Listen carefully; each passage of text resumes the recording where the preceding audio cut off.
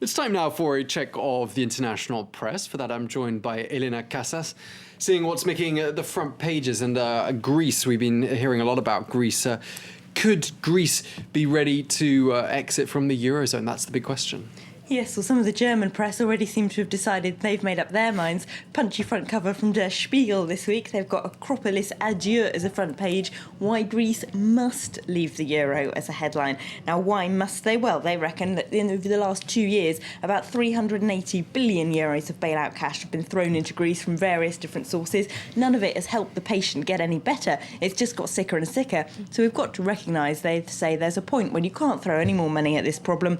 The Greeks have opted out of the austerity plan anyway. Of course, a majority of them voted for parties who completely reject the referendum that both the Greece's mainstream political parties signed. That memorandum, of course, was what brought the EU and IMF inspectors into Greece to start with, start checking up on the state's budget. Now, of course, the vast majority of Greeks have rejected that in the parties they chose to vote for last Sunday. You've got to reach a point, says Der Spiegel, where if they don't want it and we can't afford to pay for it, let's just get them out of the euro. Of course, that point of view, that particular front page hasn't gone down particularly well with some newspapers in Greece. On the front page of Ethnos, they've got a hold of that Der Spiegel front page there also at the bottom. They're not happy with it. The headline says Syriza pushes us towards new elections, looking like the likeliest option now in Greece after no one can form a coalition government. But if you look at the cartoon in that paper, it shows the other European leaders trying to push poor Greece off of the edge of a cliff made out of the shape of the euro. There it is there. So they obviously feel rather picked on over at Ethnos. They, as the New York Times explains, the vast majority of Greek public opinion doesn't actually see why staying in the euro should necessarily mean having to agree to all these harsh austerity measures that were imposed. They reckon, just like far-left party Syriza has been saying, there might be a third way they can stay in the euro and not make all those budget cuts. The problem with that is that the numbers don't really add up.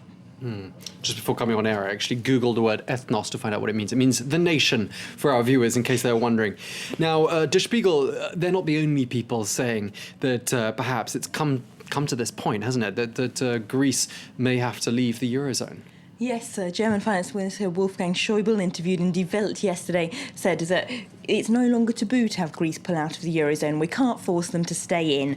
They say that, of course, if they're denied the next slice of bailout cash, which Germany has said they will be if they don't stick to those budget measures that the previous government agreed, they could be completely out of cash by July. And Die Welt does evoke a rather apocalyptic scenario in its paper where all of Greece's banks would have to be frozen, depositors wouldn't be able to get their money out, the banks would have to be nationalised, capital controls imposed to stop people leaving the country with suitcases of cash, maybe even border controls imposed to stop all the Greeks just leaving and taking all of their possessions with them, the newspaper points out. So they make that scenario look rather bleak.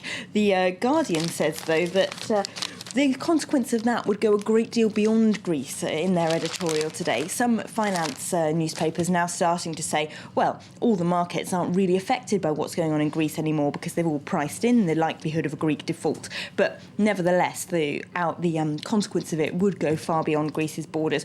We can't forget that the allergy to austerity isn't not only specific to Greece. Electorates everywhere, even in Germany itself yesterday in those regional elections, are starting to reject the austerity cure, and governments have to listen to them.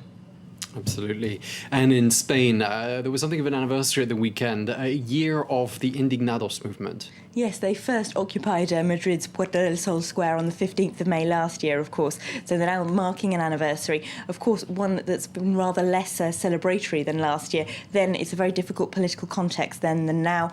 Then it was a left-wing government who were not very keen to sort of unleash the police's harshest possible riot control measures on those protesters. Now, of course, there's a right-wing government that's passed new public order measures. And as El País points out, the protesters are now accusing them of using unfairly harsh measures and arbitrarily detaining people. They say 20 people were injured last night as police started to clear protesters out of the Puerta del Sol in central Madrid.